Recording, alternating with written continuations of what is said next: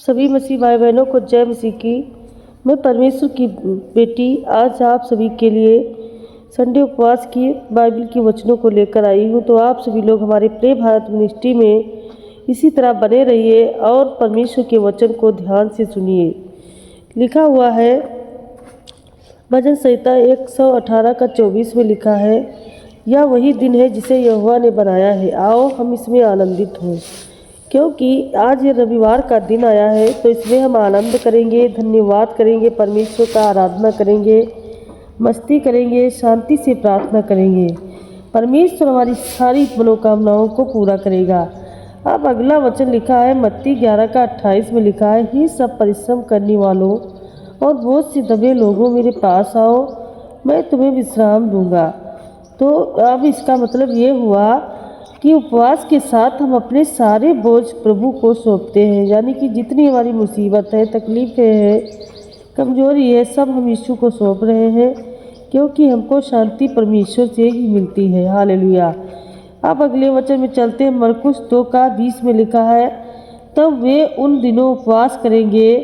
उपवास आत्मा को प्रभु से जोड़ने का एक पवित्र साधन है। यदि जितने लोग आज उपवास में हो, सभी लोग परमेश्वर के उपवास में चलते हो, तो आपकी आत्मा परमेश्वर से जुड़ चुकी है। इसलिए सब लोग मिल करके परमेश्वर का धन्यवाद करते हैं, क्योंकि हमारा खुदा जो हमारे जीवन में हर एक रुकावटों को पूरा करता है, हर प्रकार के कामों को सफल करता है। परमेश्वर हम सभी को आशीष देता है। हमारी जो आत्मा प्यासी है, परमेश्वर पिता प्रभु से जीवित करते हैं।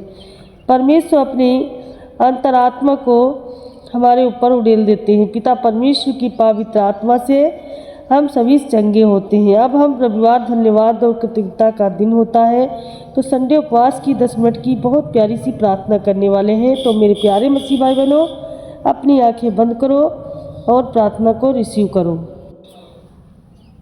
प्रभु की उपस्थिति में प्रवेश करते हैं। तो सभी लोग अपनी आंखें बंद करो, हाथों को उठाओ और हमारे खुदा का आशीष प्राप्त करो। ये हमारे प्रेमी परमेश्वर स्वर्गीय पिता, हम इस पवित्र रविवार के दिन हम उपवास और नम्र हृदय के साथ आपके पवित्र चरणों में आते हैं। हमारे मन को शांत कीजिए, हमारे मन को शांत कीजिए और अपनी उपस्थिति से हमें भर दीजिए। आमीन। धन्यवाद की प्रार्थना करते हैं परमेश्वर। हम जीवन, परिवार, कलीसिया, हर आशीष के लिए आपका धन्यवाद करते हैं, जो दिखाई देता है और जो नहीं दिखता। हर बात के लिए धन्यवाद करते हैं परमेश्वर प्रभु। आज हमारे पापों और गुनाहों को क्षमा करो पिता परमेश्वर। हे दयालु पिता, यदि हमने विचार, वचन या कर्म से पाप किया है तो हमें क्षमा कीजिए, हमारे हृदय को शुद्ध कीजिए और वो अपने प्यार की मिठास भर दीजिए और नया बना दीजिए। पिता परमेश्वर प्रभु, धन्यवाद करते हैं। हे पिता परमेश्वर प्रभु यीशु मसीह, आप जीवित हैं, यही हमारी आशा है। आपकी जीत, आपकी जीवन शक्ति हमारे जीवन में प्रकट होती है। आज पिता परमेश्वर, मैं अपना पूरा जीवन, पूरा दिन आपके हाथों में समर्पित करती हूँ। प्रभु, हमारा यह संडे उपवास हम आपको समर्पित करते हैं, इसे स्वीकार कीजिए और हमारी आत्मा को बल दीजिए, ताकि हम इसी तरह जीवन भर चलते चले जाएं। परमेश्वर प्रभु, शैतान से छुटकारा पाए। अब हम, हे पवित्र आत्मा जी, हमारे भीतर निवास कीजिए, हमें सिखाइए, मार्ग सिखाइए, सच्चा राह दिखाइए, हमें सिखाइए, सच्चाई का मार्ग में ले चलिए। पिता परमेश्वर प्रभु जी, हमारे परिवारों को आशीष दो, पास्टरों, सेवकों और कलीसियाओं को सामर्थ दीजिए। पिता, हम सब आपके बेटे बेटी हैं परमेश्वर प्रभु। शैतान से लड़ाई लड़ना चाहते हैं, हे मेरे खुदा, हमें जिताने के लिए परमेश्वर तेरा आशीष की ज़रूरत है प्रभु, तेरे हाथ की ज़रूरत है मेरे खुदा परमेश्वर। अपने छिदे हुए हाथों से हमें आशीषित कीजिए। जितने आज बीमार जन हैं, सभी चंगे हो चुके हैं यीशु मसीह के नाम में। हे प्रभु, इस संसार को अपनी शांति दीजिए।